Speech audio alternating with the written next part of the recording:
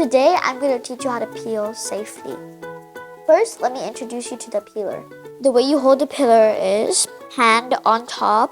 The peeler should always be on this side. You see this? The sharp side, and then you peel. This is for safety.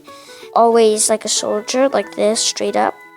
Imagine there's an imaginary wall, so you can never bring your thing past it unless you finish.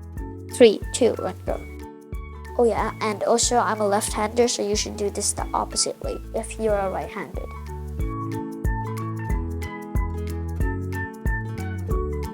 Clean up, so throw your shavings. Keep your station clean also, yeah. Okay. Can you take a photo? It looks like a black and white, but like green, see?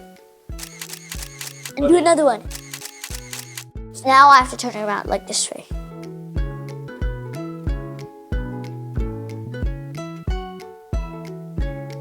I'm gonna trim the ends. And if you wanna learn how to do that, you can watch our previous video on how to cut. Because I like it, I wanna cut it in pieces. Give me a minute. Do not pause the video yet. For me, I like a bit of soya sauce. So if you wanna learn how to pour, you can watch our other video, how to pour. It's better to mix in soya first. Thanks for watching and please subscribe.